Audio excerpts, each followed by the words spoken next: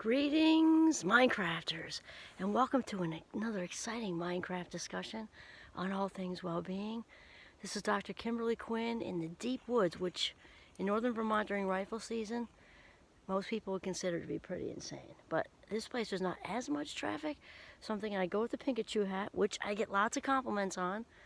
Little G is dressed up in his hunting season orange, and I have him on a leash, which he does not thrilled about because he's not usually on a leash, but I got to keep him close to me because you never know.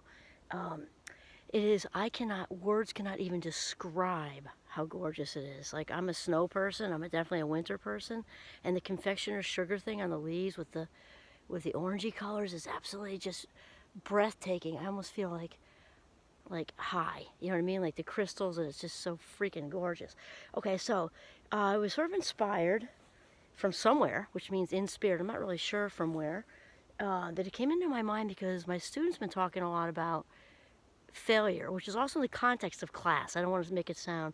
My Minecrafters, especially, we're week 10s, we're literally 2/3 of the way through the semester, have really developed and cultivated some fabulous happiness lifestyle strategies. So they're actually doing pretty well, all things considered. And it is that time of the semester, right before Thanksgiving, where there's kind of a lull because there's a lot of midterms and projects, and they're kind of eager to go home for Thanksgiving and things like that. Though it was within the context of what we're doing, because there is a method to my madness. So we're talking about mindset with Carol Dweck. Oh my God, it's so gorgeous. So as many of you may know, we talked about this a little bit. I'm not going to totally reside here because I got other stuff to think about with failure. But the the fixed mindset kind of basically means, like, you know, the heavens parted and this is what I've been dealt. These are the cards I've been dealt, like the permanent poker hand. Even in poker, it's not permanent, which is kind of like a dumb example. We use it off a lot though, right? The cards I've been dealt. You can change the cards you dealt. You can also start a new game. But anyway, bad example. Okay, so fixed meaning that, like, this is my intelligence I was given. The clouds parted, genetics, whatever. This is my athletic ability. This is my artistic ability, whatever. And that this is just it. And of course, the growth mindset, you know, says that that's all fluid, because the big main theme with the whole growth, the whole mindset picture with Carol Dweck is effort.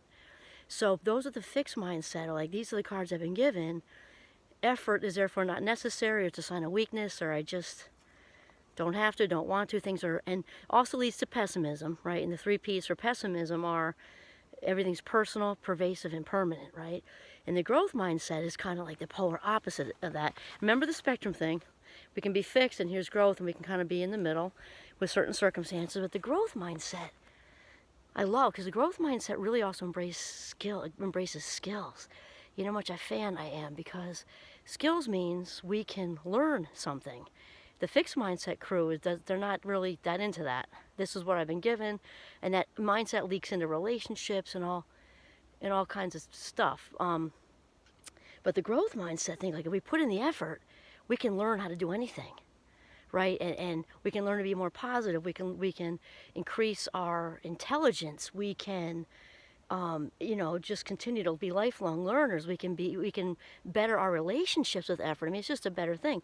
So that all leads to failure. This is another main theme of Carol Dweck. It's like Carol Dweck in a nutshell, and there's a lot to her. I would strongly suggest reading her work. She's pretty amazing.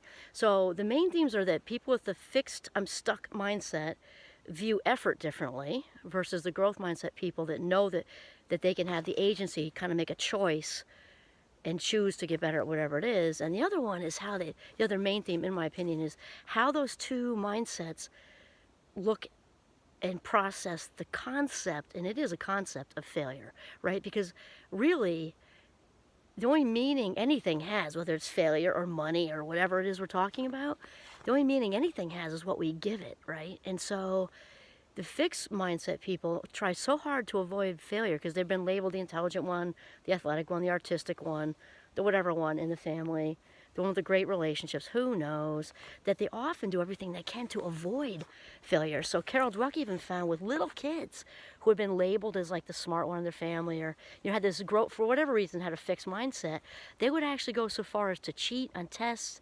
And at the college level, or in high school and college level, sometimes avoid taking a really cool class because they thought it might mess up their straight A's plan.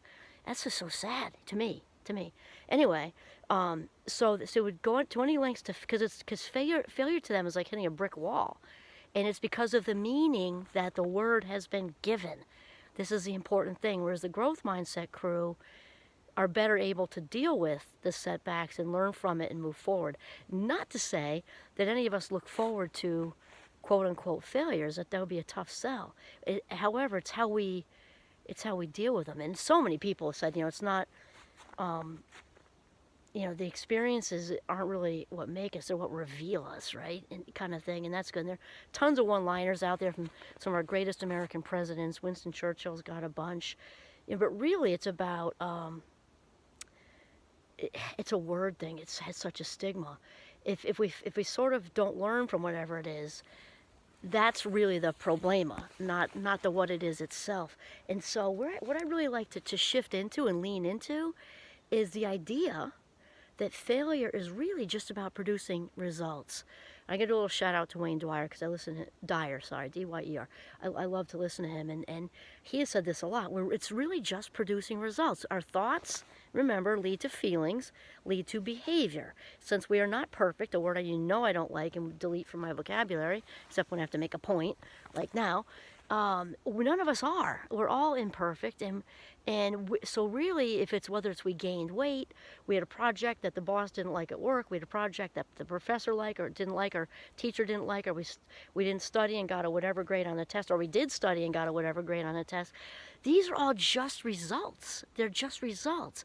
And the failure word is such a stigma that I think it sets people back worse. It's really just the results. And so I couldn't help thinking about one of my favorite high school teachers, and I was thinking of this in the Jeep on the way over here, Mr. Serco. Mr. Serco taught physics, and because of his, I think I was a senior, junior, senior, doesn't matter, because of Mr. Serco's teaching style, without any exaggeration, I would say lightning strike me, but it's like a bluebird up there anyway. Plus I don't want to be struck by lightning. I learned to love physics. So granted, I like science in general, but physics had their reputation, same thing, meaning, right? The stereotype of being just a grade crusher and hard and a brain torture and all that stuff. I ended up loving physics because of him. And so this is super metaphorical. Mr. Serco is, I'm sure, long since gone, because he was way old when I had him, way back in the early 80s. Wonderful man. His teaching style is so metaphorical for what life does. So Mr. Serco's teaching plan, in addition to being a funny guy, he had 10 quizzes. Anyway, they were quizzes, and he didn't call them tests and didn't call them exams. Looking back as a grown-up and also an educator, I'm thinking, because those words are way scarier than quizzes, and because physics is a hard science, assessment-wise, you got to do something in that range. So they were quizzes, and there are 10 of them, and his policy was you could take any of those quizzes as many times as you wanted to, even if, let's say you got to the unit 5 and you already did quizzes 1, 2, 3, and 4. It doesn't matter to him. You just set up an appointment and you took whatever quizzes. Again, no limit. He didn't average them. He took whichever one you did best on. And content-wise, he was also very, good and effective actually teaching. And so obviously each and every quiz was the same content. Maybe it's not obvious, I don't know. Same content, though still challenge. So he kept you on track because, it was similar but very different, like different numbers. It was numbers were involved, a different, and different, maybe a little different scenario, like with the word. But it was very, very, very similar. So you recognized it, and so you were learning. Oh my gosh, you just had such a good teaching style. So the fact that we could take quizzes over and over and keep the best one, to me, is so metaphorical for life, because life gives us quizzes, which sometimes feel like a final exam. When we get that big life curveball, it's just like, if you can feel like a final exam. But this is, how it works. And actually, I have a funny story with a friend of mine who happens to be also the brother of my bestie from St. Mike's, and he went to St. Mike's too. And we really became friends. In addition to my college roommate, and I saw him not that long ago. I think I've used this story before, but it really fits with this. And he was just feeling he's been at his job position that he loves. He works, I think it's like a special education. He really, really likes it. He's a very good person. He's been there for a long time. And it was really beginning to get challenging and get in the way of his work performance, because there were, I guess, 3 of them, and he's one of the easiest people to get along with. I mean, he's a happy bubble. He's just the nicest guy, very easy going. And he said, there are 3 of them. He's like, Kim, like a toxic trio. What do I do? And he loves where he works and everything else. And it's really beginning to get in the way. And he said to me, he said, you know what I did? I got to this point. He said, I'm walking way uphill right now, in case you can't tell. He said, Kim, I said, I prayed to God. And I said, God, help me, please help me to figure out how to deal with difficult people.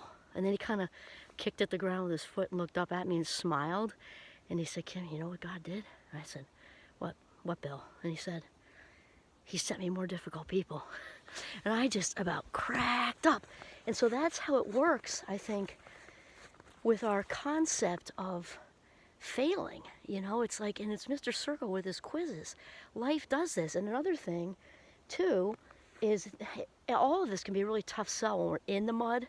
Like we just got laid off and we've done such a great job, or we've been doing such a great job and so-and-so's niece or nephew or whatever got the job of, you know, or the promotion instead of us because of the politics and all this crap. And that stuff happens in life every day somewhere, right? And all of that can be a really tough sell when we're in it. And then, though, when you're further down the road a little bit, me at a fabulous 56, when you look back and you realize things that looked like failures or speed bumps in the road were nothing more than a redirection, right? Our behavior produced results, and if we stay neutral with that, then it takes away the stigma of failure, right? It's just, we produced results. Like it went that way, and it went that way. And it's interesting, because actually, Wayne, I just thought of it this second, especially since I'm in the woods. Maybe that's why it came to me. Wayne Dyer talks about, I forget the, oh, it was a Native American, don't ask me the tribe because I wouldn't know. But it was a Native American saying that there really are no, there are trees, there are no branches. Because if you think about it, and about the branch, and if they were, they wouldn't go to battle, something like that, because it's like we're all just connected. We're all just connected. The failure thing is applicable to this because it's all just results. Like it's thoughts and feelings and behavior interacting with the rest of it, and it's just one big connection pointing us in a new direction. And the time is right for all of it, and that can be a really tough sell when we're in it. Then when we look back, it's all part of like the plan. You know, it's spiritually, it's all in sync. And we just don't always like that, including myself. I've been like, sometimes, you know, through my life, I'm like, what the, WTF, you know what I'm saying? But when you look back, you're like, wow.